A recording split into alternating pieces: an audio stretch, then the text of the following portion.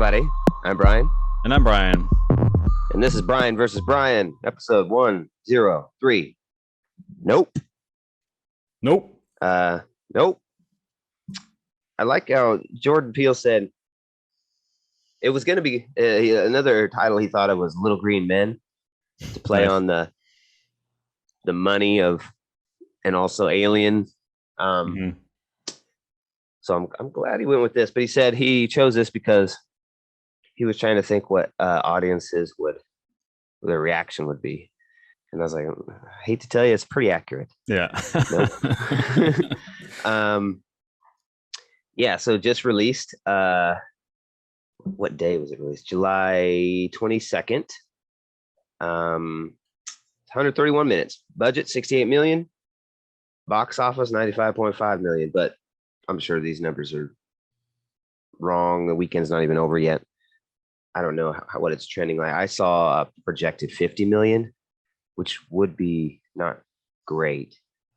Yeah, it's tough because, he's a big name and everything, and it's going to be popular, but it's always going to be harder for an R-rated film versus, something like Top Gun or a Marvel movie where you can bring your family and all that. It's going to make way more money. But when you have an R-rated, not only R-rated, but an R-rated genre picture, like a horror UFO, it's gonna have a tough time making a shit ton of money. But I'm assuming it's going to do pretty well for an R-rated film, but I guess we'll see. Mm-hmm. I also, when you said July 22nd, and you are right, I'm looking at the poster, July 22nd, but it's bizarre to me because it didn't. You and I saw it on the 21st, so it's this weird thing of it releases on Friday, but it's technically it doesn't. Yeah. It released on the 20th. I don't know why they do that, but it's kind of weird. Yeah, it used to be the midnight thing, right? Right. And now they've moved it up so much. I went and saw it at 4 p.m. the day before it came out. The midnight release. Yeah, right. Oh man, strange stuff. I walked in. There's no one in the theater except one person in the back, last row in the middle. I was like, that's a terrible seat to pick if you had the whole choice. And then it's probably jerking off. Another weird character was this guy came in crutches with his girl. Helped him in, and he sits in the lower section, within the lower section in the walkway than the upper. I chose the upper with the rail, so no one's in front of you. It was kind of perfectly centered. Anyways, he's down there on that lower part. Girlfriend helps him in, and then she leaves. And then me and Jesse has to help him out, when he's leaving. He's carrying his soda and holding his crutches. Jesus, you want me to grab your soda? He's like, yeah, thanks. And then we see him outside, and his girlfriend comes up in the car and picks him up. I was like, that's weird, dude. I'll drop you off. I'm not watching it. Okay. It's I don't know about that relationship. Weird. That's a little weird, man. Yeah. And he's on crutches too. It's get your cripple ass and go watch it yourself. Oh God. Yeah, that's ridiculous. This starts how did it start? It started in the field, right? And he's talking to his dad. OJ? It starts with Gordy, the Gordy incident. That's yeah. This subplot that I had no idea what the fuck it had to do with anything. It was what? This is Monkey on a show from 1996, a sitcom called Gordy, or is that what it's just Gordy? Gordy something, yeah. Hello, Gordy, or something. Yeah. It's a show, but it's a cheesy ass sitcom with a family, and they adopted a monkey that's part of their family. And anyways, Steven, you win. What's his name in this? Ricky. Yeah, I just remember them calling him Jupe all the time. Yeah, Jupe. But yeah, Ricky. Creator of Jupiter's Claim. Yeah, Jupe. But he was in this show as a kid. And this monkey went crazy and maimed a couple people. And they show it. And then, first of all, the CG monkey is pretty bad. I was just man, that's not very good. Yeah, it was a little rough. Yeah. It's almost good. I was the animation's really good. But the fur and it just wasn't. It was very uncanny to me. Definitely better. It's bold to have. That scene is so well lit. Typically when you see CG like that, it's always in a sort of dark setting, maybe, so you can kind of get away with it. But that whole scene is so well lit. It's just this harsh lighting. So you're gonna see some of the inconsistency of it. I mean, looking at the Planet of the Apes sequel movies, those movies are fantastic and they look phenomenal, but they're all very kind of dark and moody. So it is kind of a bold choice to shoot that in like fucking harsh lighting, and it did is a little rough, but Yeah. yeah, weird way to start the And movie. yeah, I was like, what the fuck is this? Fucking chimp. Thought I was watching the Lawnmower Man again. It's all comes back to these chimps. He puts the helmet on and goes, Amy, scared. bad gorilla. So he like beats the hell, and it's hard to remember how much of it is in the beginning because they go back to it many times and show more. I'm pretty sure in the beginning they just kind of show him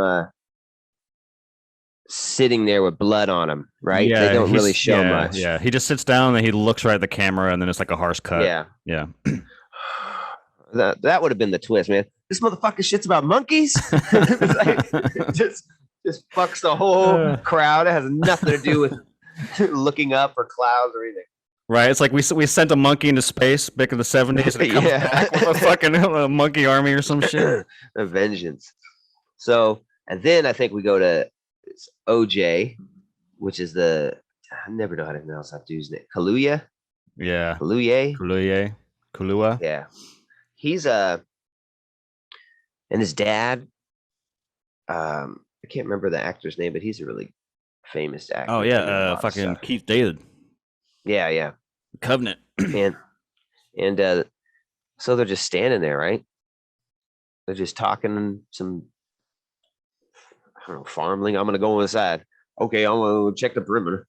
He's on his horse and all of a sudden, like Kaluuya or OJ looks backwards and sees his dad just fall off the horse.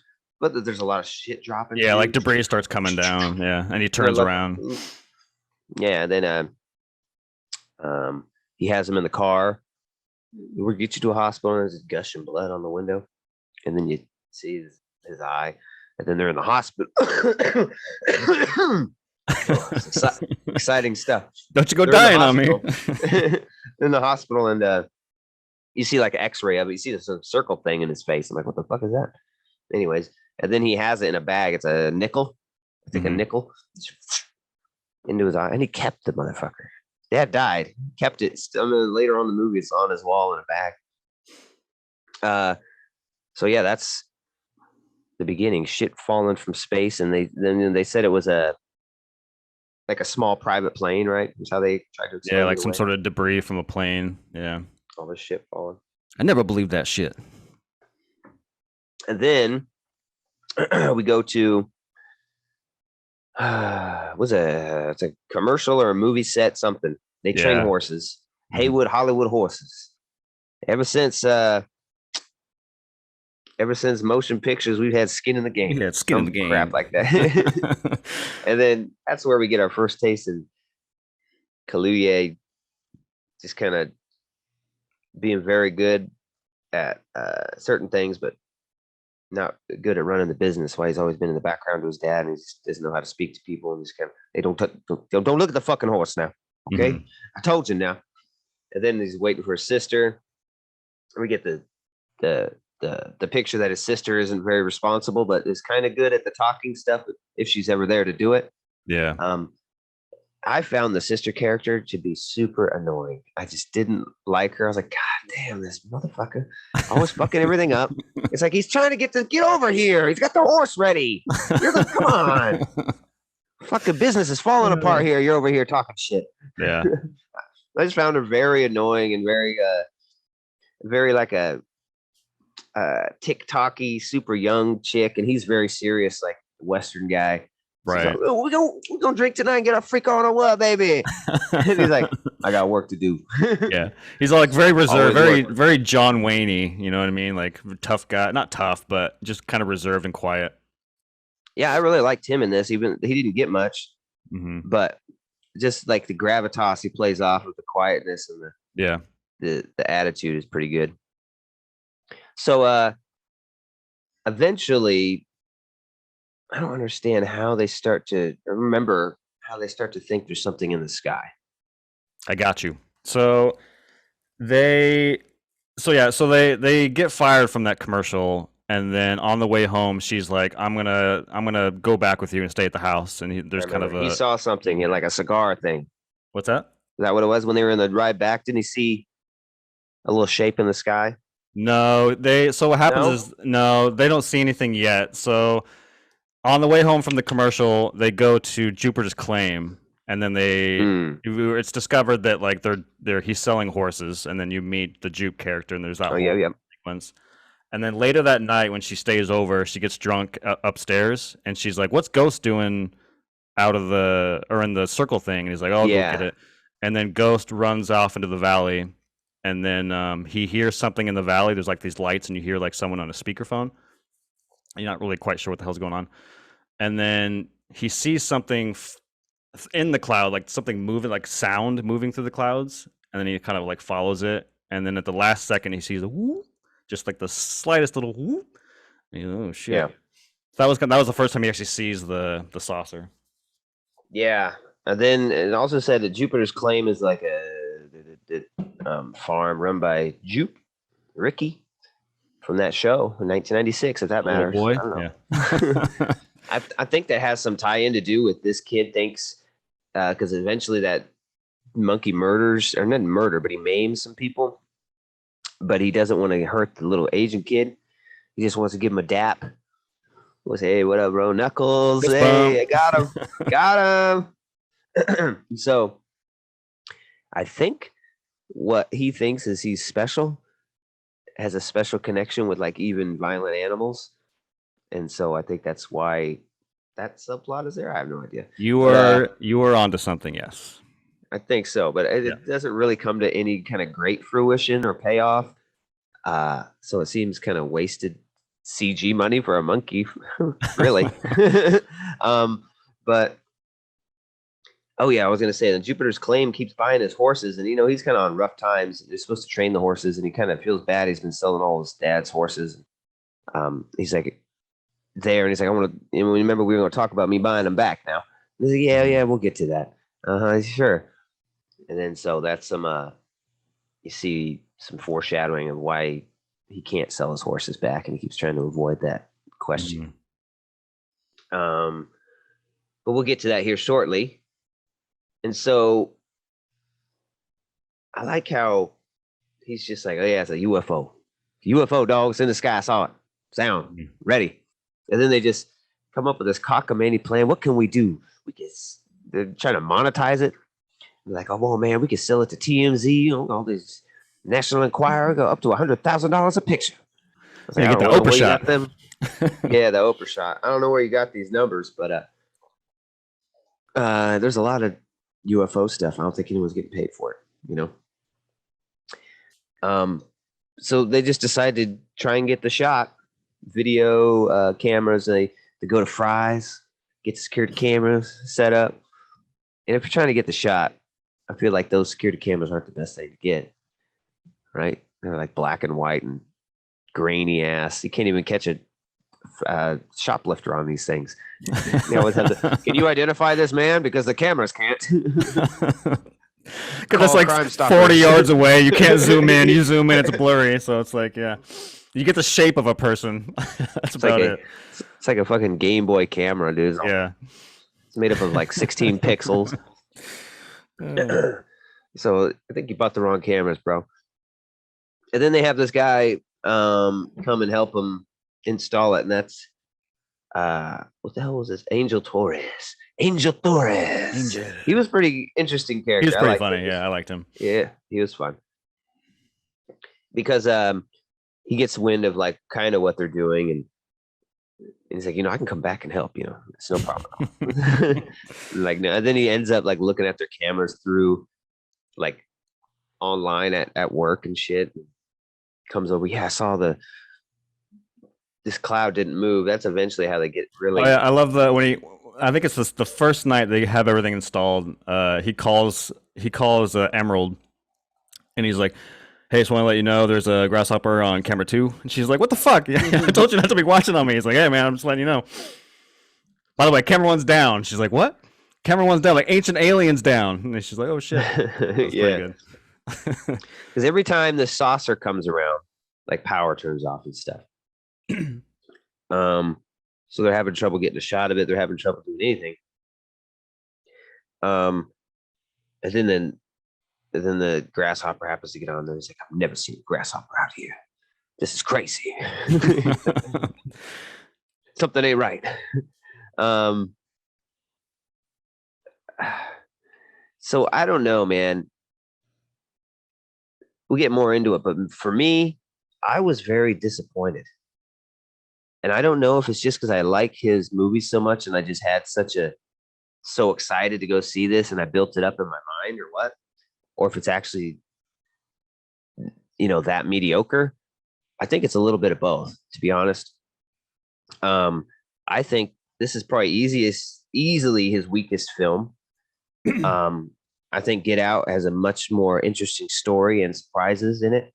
I think Us is really fun throughout the whole thing, like the dual worlds and the characters playing two people or the actors playing two versions is really interesting. This one is really innovative story, like interesting and out there, but I don't think it ever pays off. And I think the choices that it makes to make itself different. So the saucer is a big spoiler, is the alien, right? There's no aliens in it. It's like a monster movie. It's a monster, yeah. It's Jaws in the clouds, basically, is kind of how I would describe it, yeah. And which is interesting because, a lot of people have done the Alien movie. But for me, the most intense part and spooky part was when I thought it was going to be an alien movie. Yeah. When he's in the barn, dude. Yeah, when he's in the fucking barn and the little and they're all making noise and creeping out, and he's like, oh hell no. That's like one of the funnest scenes. Like I saw this movie twice, and both times in the theater with a bunch of people, that scene, the movie's called Nope, and I both times in that theater there was a lot of nopes. Oh hell no.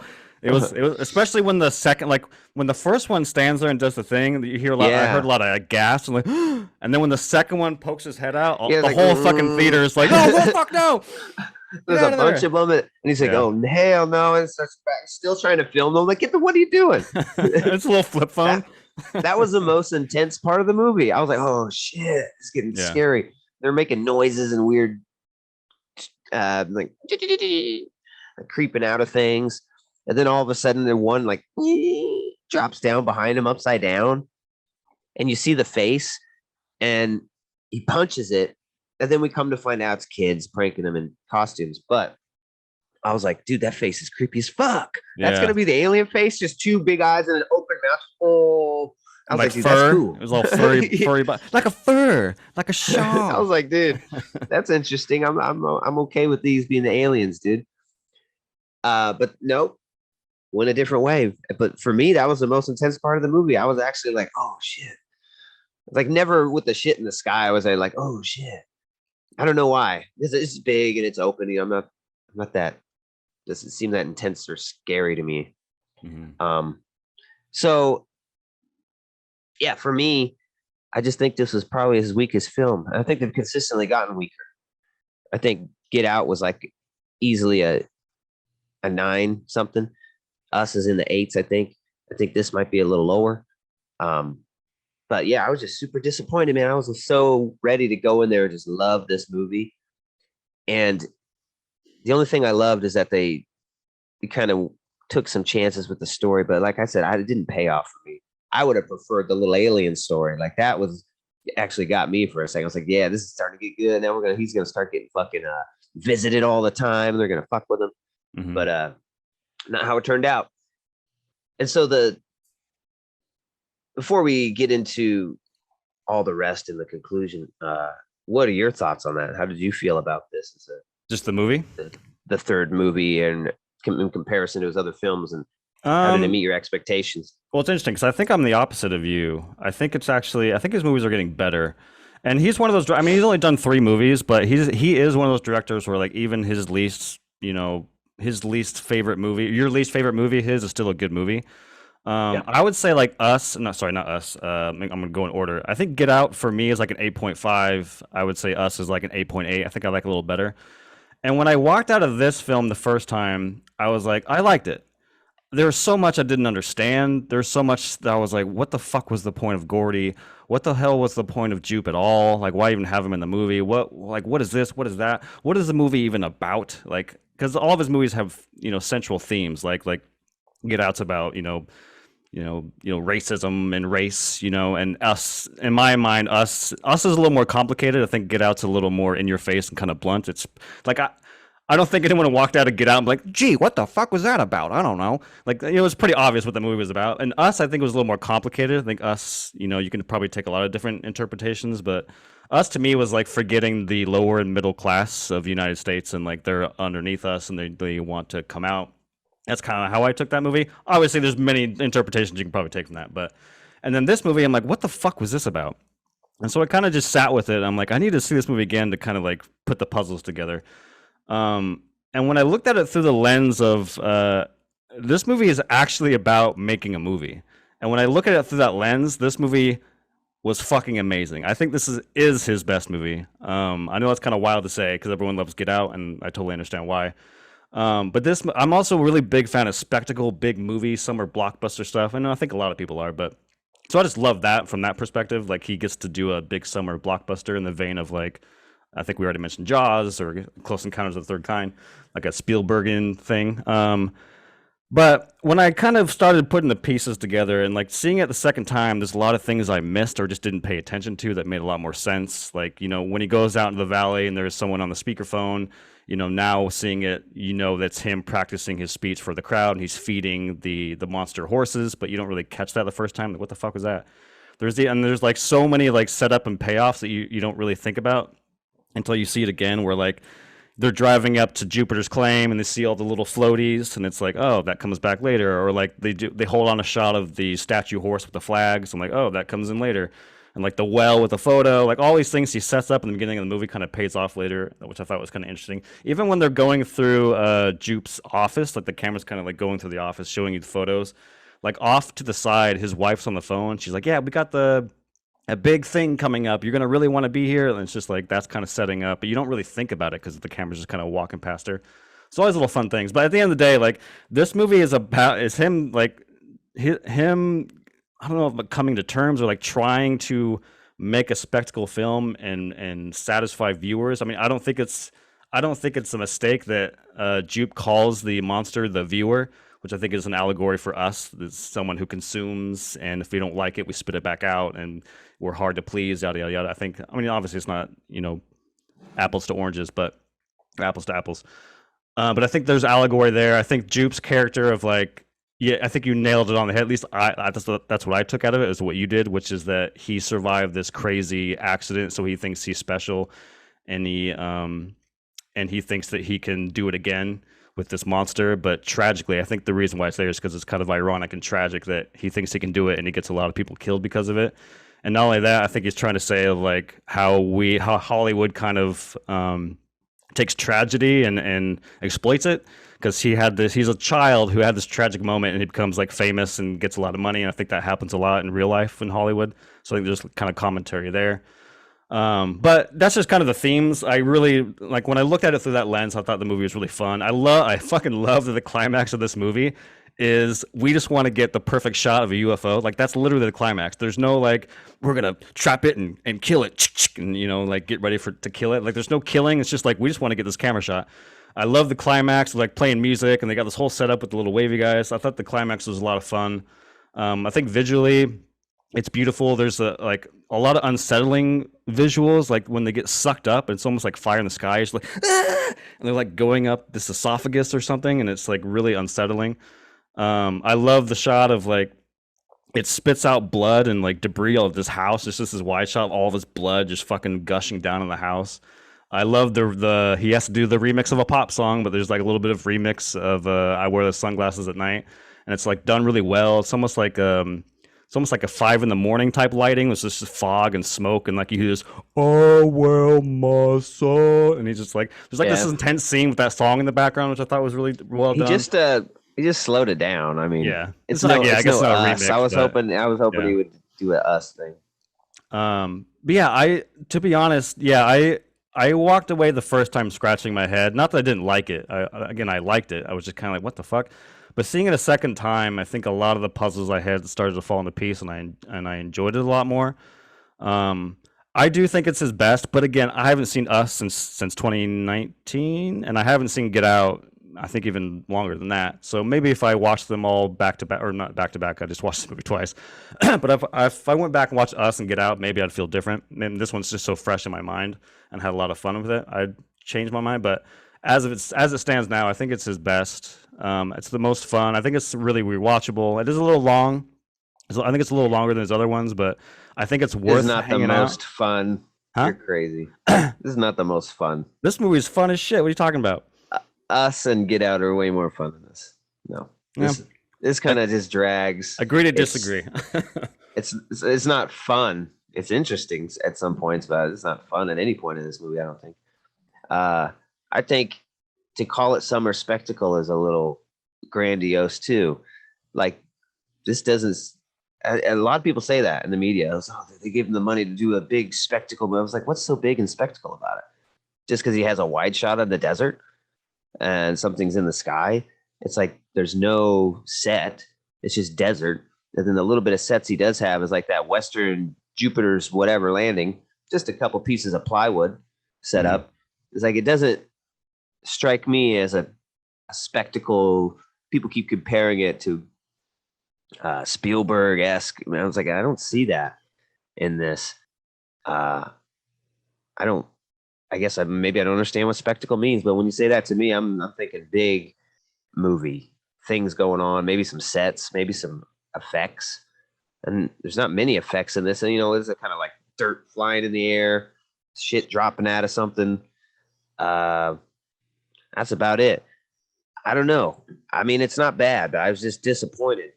I wanted so much more from this. And then hold on, time. Let's dude, there's a scene where he's in a truck and he opens up his door and looks up, and the camera and the whole fucking frame takes over, and it's just this huge eye, and the lightning strikes, and he's just like, he shuts the door and goes, like, that's spectacle. Like the fucking he's never done a movie like this. Get Out is not a spectacle. It's a a thriller horror movie, I guess. This movie has a massive monster on a big scale.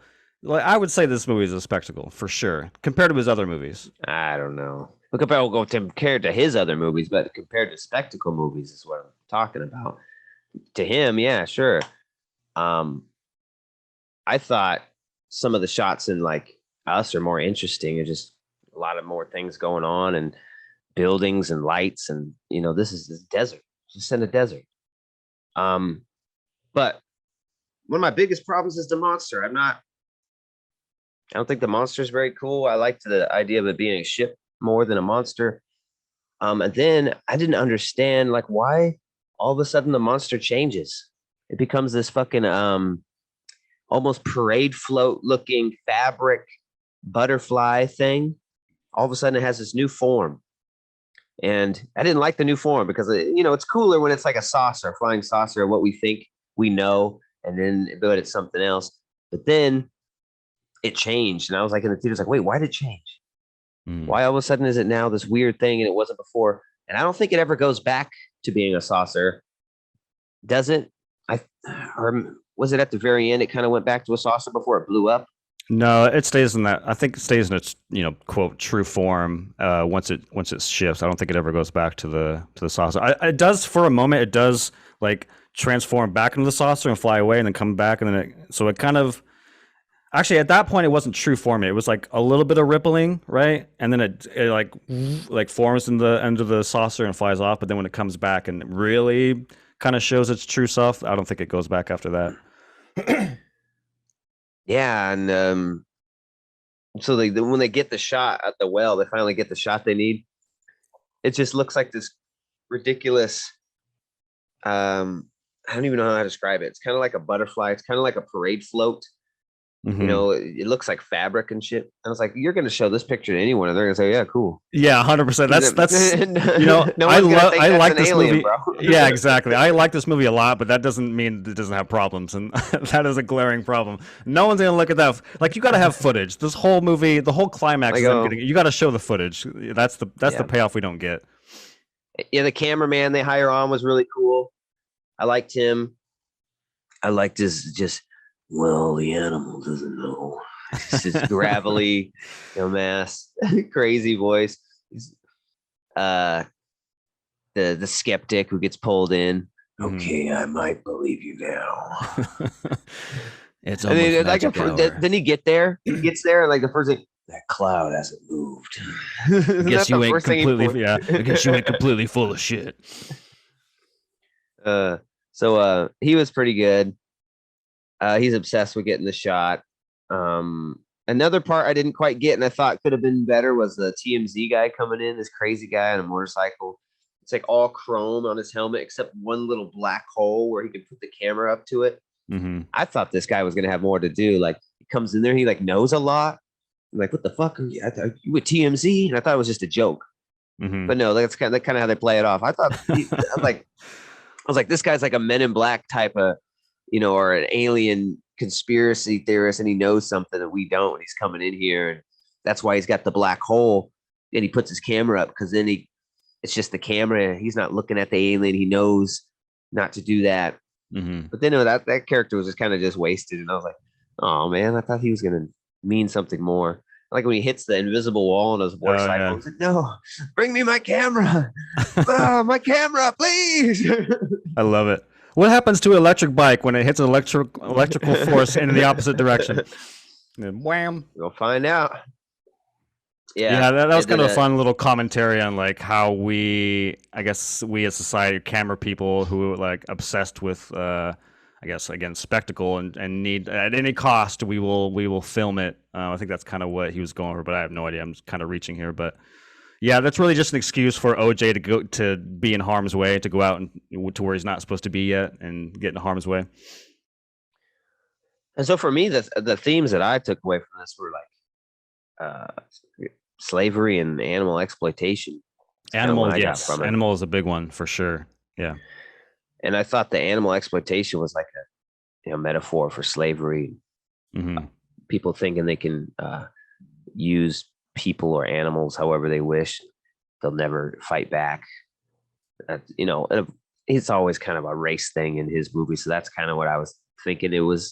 It's obviously animals, but I was like, okay, it's a black owned company and stuff, and so that's kind of where I was thinking it was going, or what I took away from it, at least. Yeah, it's interesting seeing like the first time, I guess at the end she gets the photo and that's kind of the end, but there's a last shot where she sees OJ on a horse and it cuts to black. That's kind of the last frame of the movie. And the first time I saw it, I thought he's dead, she's seeing him or whatever. And then when I saw it a second time, I'm actually convinced he's not dead and he survived, because she stands up from the well and then she smiles towards the camera, right? Or off camera. And then she closes her eyes for 10 seconds and she opens them. And she smiles again, and then it cuts to him. So I took it the second time as like she sees him, but she's not like, wait, that can't be because he died. And then she closes her eyes to kind of get back to reality, opens it, he's still there, and then she smiles. So take it as you will. But the second time I was like, oh, he fucking survived, and that makes it a little more interesting, because when the whole thing with him is that he knows how to be with animals. He knows how to act with animals, right? His horses.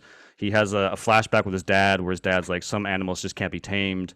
There's all these kind of lessons that, like you were saying, about animal cruelty and how to deal with animals. And he's the first one to figure out, like, don't look it in the eye. And he's kind of treating this monster, not with respect, but just like, he's kind of playing within the rules of not fucking with this monster. So I like the idea of like, when it gets to the big showdown, there's like some sort of like mutual agreement, like, hey, I've been treating you good, don't fuck with me. And then she looks at the monster and it kind of throws the monster away and he survives, and just takes him a while to get to where she is because he's on a fucking horse. So I like the idea of him just kind of surviving it because there's like some sort of respect between the monster and him. And then, but again, that's probably a stretch, but that's kind of how I took it the second time.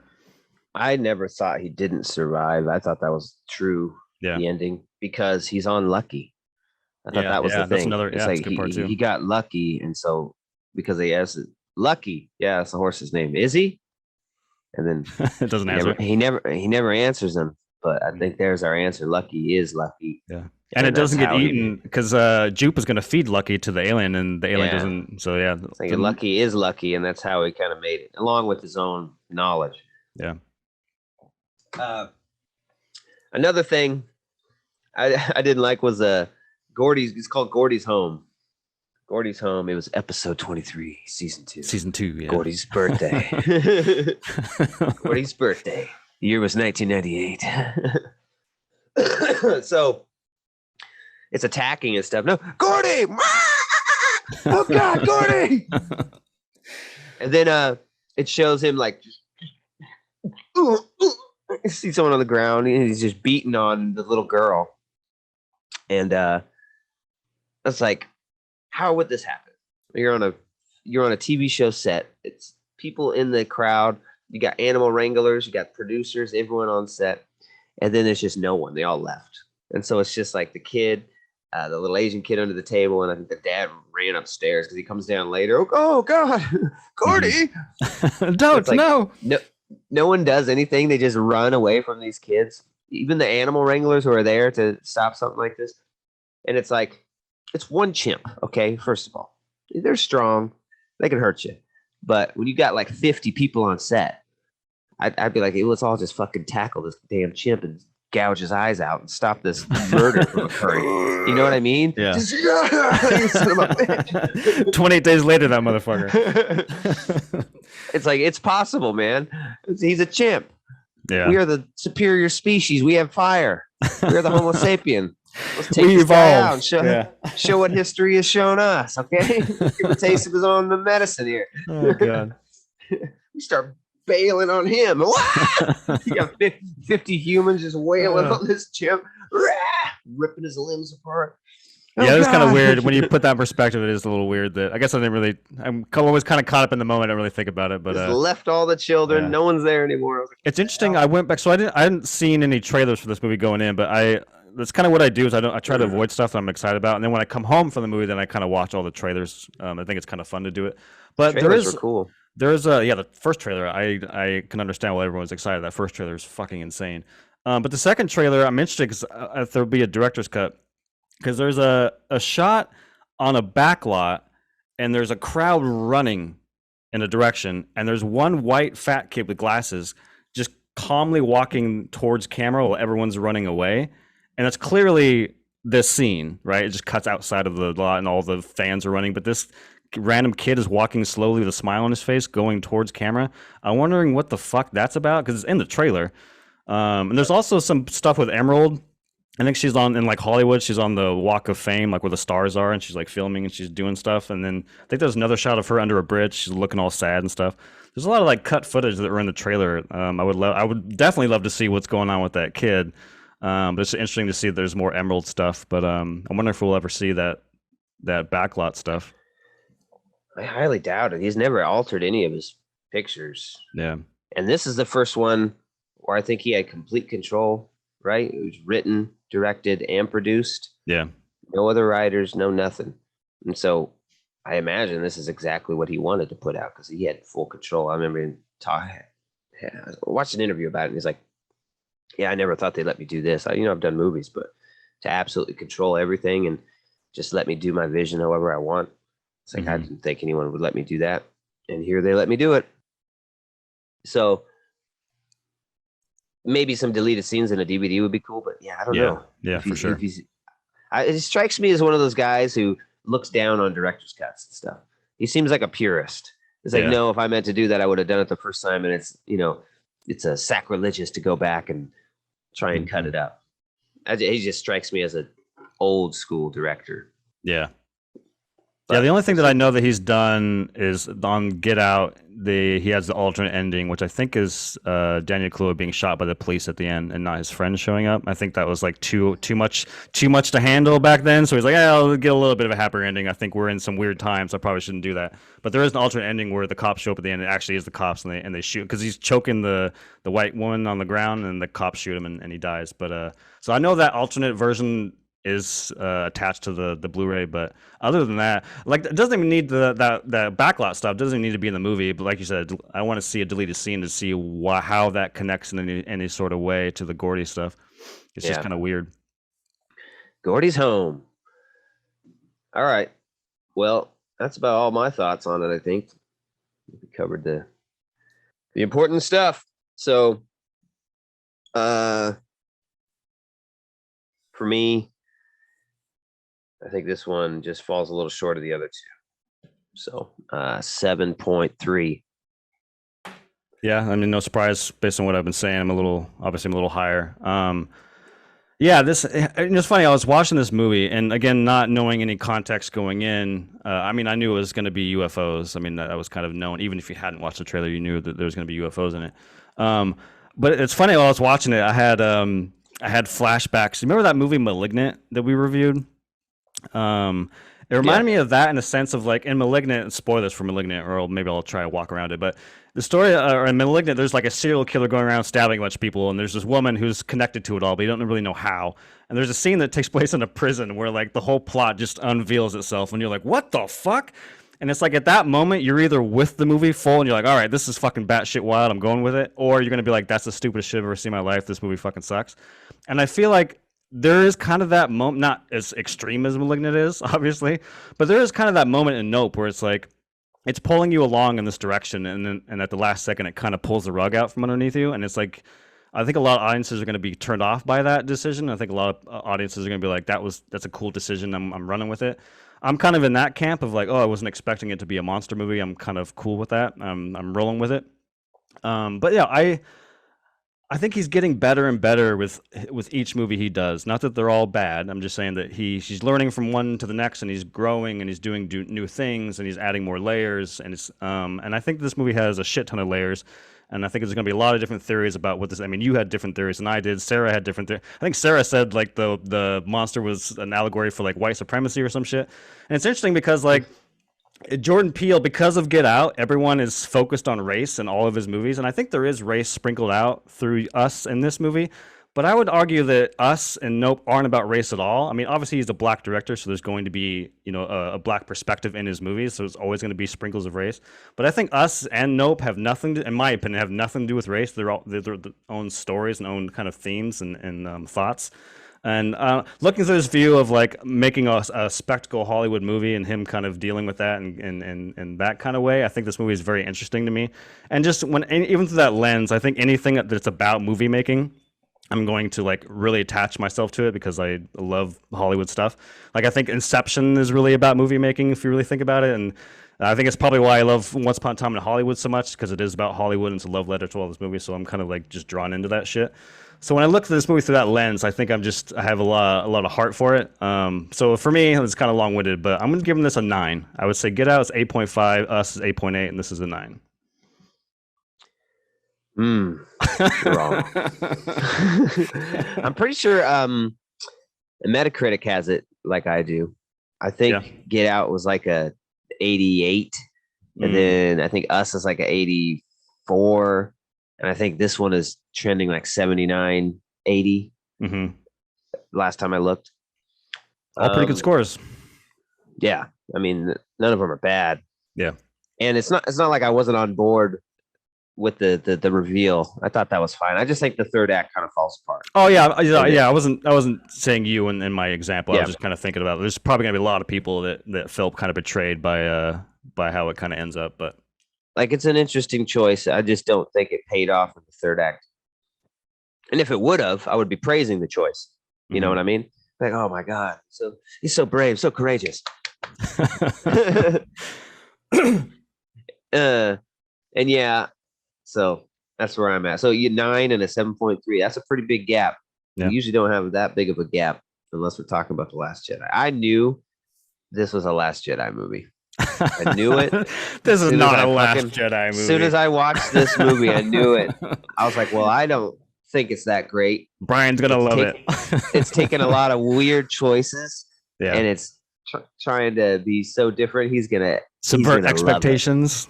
Yeah. I knew it. He's going to say this is the best one.